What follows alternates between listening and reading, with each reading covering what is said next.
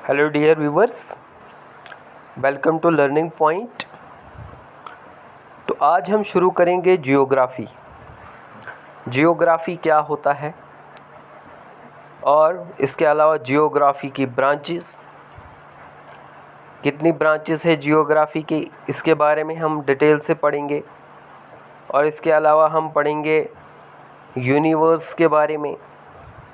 उसके अलावा कुछ कंट्रीब्यूटर्स हैं जियोग्राफ़ी के उनके बारे में। तो इन सारी चीज़ों को हम डिस्कस करेंगे वन बाय वन। पहले हम डिस्कस करेंगे जियोग्राफ़ी होता क्या है। तो जियोग्राफ़ी क्या है? ये एक साइंस है। क्या है? जियोग्राफ़ी एक साइंस है। और ये क्या करती है? ये स्टडी करती है लैंड फीचर्स के बारे में। लैंड फीचर्स यानी जो खसूसियात हैं लैंड की। इसके अलावा इनहेबिटेंट्स और फिनोमिना ऑफ अर्थ, इसके बारे में।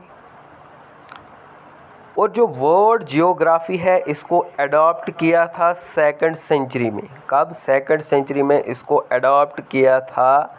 2nd सेंचुरी BC में इसको अडॉप्ट किया था एक ग्रीक स्कॉलर ने, जिसका नाम था एराटोस्थेनिस। एराटोस्थेनिस इसका नाम था। इसने पहली बार अडॉप्ट किया था वर्ड जियोग्राफ़ी को 2nd सेंचुरी BC में। अब बात करते हैं जियोग्राफ़ी की ब्रांचेस की। तो जियोग्राफ़ी की जो ब्रांचेस हैं वो दो हैं, 2 ब्रांचेस हैं। एक हमारे पास है ह्यूमन जियोग्राफ़ी और दूसरी जो है वो है फिज़िकल जियोग्राफ़ी। अब ह्यूमन जियोग्राफ़ी में क्या है? Human geography is a branch of geography that studies the world. Human geography जो है वो मुताला करती है किसके बारे में? वर्ल्ड के बारे में। यहाँ पे जो लोग हैं वर्ल्ड में उनके बारे में, कम्युनिटीज़ के बारे में, कल्चर के बारे में। और ये ज़ोर देती है relation of land across space and place पे। और इसकी जो आगे फील्ड्स हैं, ठीक है, जो फील्ड्स हैं ह्यूमन जियोग्राफ़ी की वो कौन कौन सी हैं? वो है नंबर 1 कल्चरल जियोग्राफ़ी है, डेवलपमेंट जियोग्राफ़ी है, हेल्थ जियोग्राफ़ी है, हिस्टोरिकल जियोग्राफ़ी है, पॉलिटिकल जियोग्राफ़ी है, पॉपुलेशन जियोग्राफ़ी है, सेटलमेंट जियोग्राफ़ी है।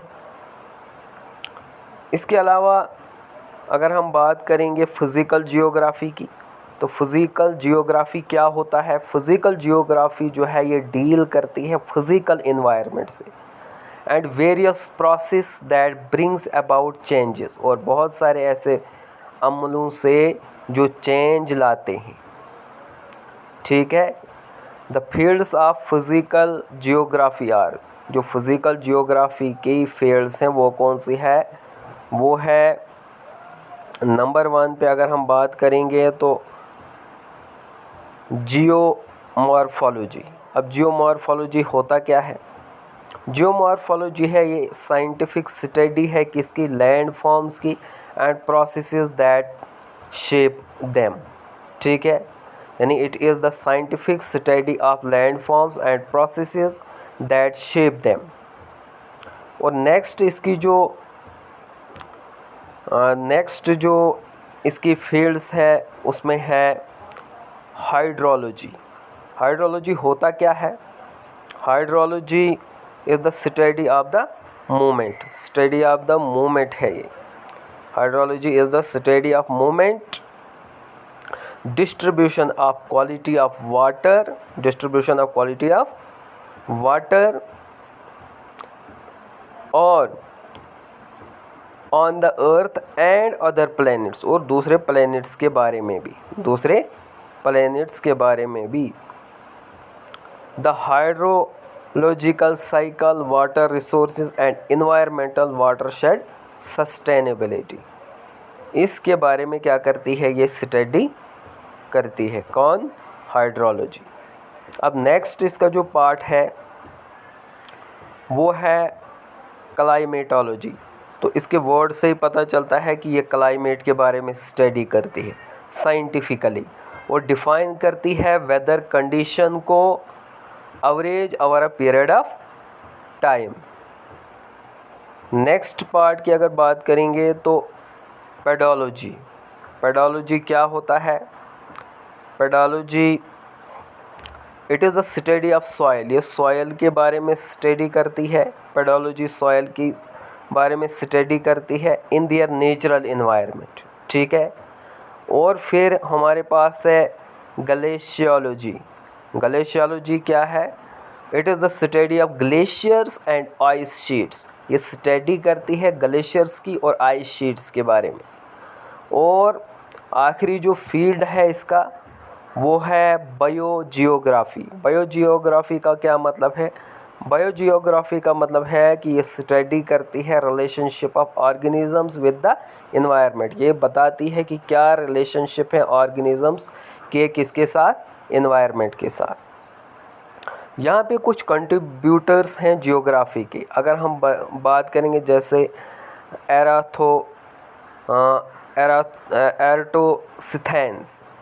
एराटोस्थेनेस जो है, ये पहला पर्सन था जिसने कैलकुलेट किया था circumference of the earth and also calculate the tilt of the earth axis, जो ज़मीन का महवर है, और उसके बारे में भी सबसे पहले ये वो पर्सन से जिन्होंने बताया था। और उसके बाद आते हैं हेक्टेटियस।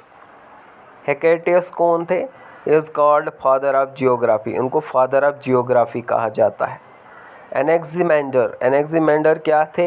इन्होंने क्रिएट किया था first map of the world. बहुत इंपॉर्टेंट है ये कि एनेक्सिमेंडर जो थे इन्होंने क्रिएट किया था first map of the world. और इसके बाद है एन वैली। एन वैली कौन थे? Made the first map of India. एन वैली ने पहला हिंदुस्तान का जो नक्शा था वो बनाया था। इसके अलावा हमारे पास यहाँ पे दिया है पोर्टलेमी। पोर्टलेमी वो शख्स है जिन्होंने फर्स्ट टाइम प्रेजेंट किया था इंडिया को वर्ल्ड मैप पे। तो इन्होंने फर्स्ट टाइम इंडिया को रिप्रेजेंट किया था वर्ल्ड मैप पे, ठीक है। अब उसके बाद है एंथ्रोपोजियोग्राफी। ये लिखी थी किसने? फ्रेडरिक हेर्त्ज़ल ने। यानी जो ये एंथ्रोपोजियोग्राफी है इसको लिखा था फ्रेडरिक हेर्त्ज़ल ने। अब यूनिवर्स क्या है? कायनात क्या है? यूनिवर्स के बारे में हम पढ़ेंगे। तो यूनिवर्स जो है ये स्टडी करती है यूनिवर्स की, और उसको कॉस्मोलॉजी भी कहते हैं। तो the universe is commonly defined as the totality of everything. यानी हर एक चीज़ के बारे में ये बताती है दैट एग्जिस्ट, जिसका वजूद है, इंक्लूडिंग चाहे वो फिज़िकल मैटर हो एंड एनर्जी हो, and planet, star, galaxies and the contents of intergalactic spaces. इन सारे चीज़ों के बारे में ये क्या करता है? स्टडी करता है। तो इसको कहते हैं कॉस्मोलॉजी, जो स्टडी करता है हर एक चीज़ जिसका वजूद दुनिया पर है, चाहे वो फिज़िकल मैटर हो या एनर्जी हो, चाहे वो प्लैनेट हो, stars, galaxies, contents of inter galactic space. अब नेक्स्ट अगर आप देखोगे, the universe comprises of billion of galaxies. Universe जो है यहाँ पे लगभग कितनी गैलेक्सीज हैं? बिलियन के हिसाब से। The galaxies are made up of million of stars. और ये जो गैलेक्सीज हैं ये मिलियन ऑफ स्टार से बनी हैं। मिलियन ऑफ स्टार से क्या बनी हैं? गैलेक्सीज बनी हैं। तो इम्पॉर्टेंट पॉइंट है ये भी। Held together by the force of gravity. किसके साथ? फोर्स ऑफ ग्रेविटी की वजह से। And these stars account of most of the masses of Galaxy. अब यहाँ पे देखो कि एंड्रोमेडा जो है ये नियरेस्ट गैलेक्सी है। एंड्रोमेडा जो है वो नियरेस्ट गैलेक्सी है। बहुत इंपॉर्टेंट पॉइंट है, नियरेस्ट गैलेक्सी है ये। इसके अलावा जो हमारी अपनी गैलेक्सी है उसको हम कहते हैं मिल्की वे, और द आकाश गंगा भी इसको कहते हैं। And it contains about 3 billion stars. और इसमें कितने स्टार्स हैं? 3 बिलियन स्टार्स हैं। One of these is our sun, और इनमें से एक जो है वो स्टार सन है। Planets and other objects go round the sun, जितने भी प्लैनेट्स हैं या दूसरी चीज़ें हैं वो क्या करते हैं, वो जाते हैं सूरज के इर्द गिर्द and make up the solar system, और वो क्या बनाती है, निज़ाम शमसी को बनाती है with the sun at the centre, जो सन है वो इनके सेंटर में है। ठीक है,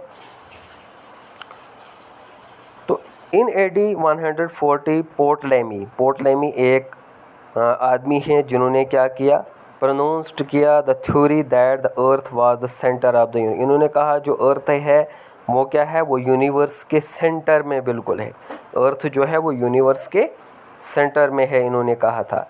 and the sun and the other heavenly body revolve around है, और जितने भी दूसरे हेवनली बॉडीज़ हैं और सन है वो इसके इर्द गिर्द घूमते हैं। तो ये थ्योरी किसने दी थी, पोर्टलेमी ने। तो आज हम फ़िलहाल इसको यहाँ तक करेंगे, कल हम नेक्स्ट लेक्चर इसका डिस्कस करेंगे प्लैनेट्स वगैरह के बारे में। Thank you.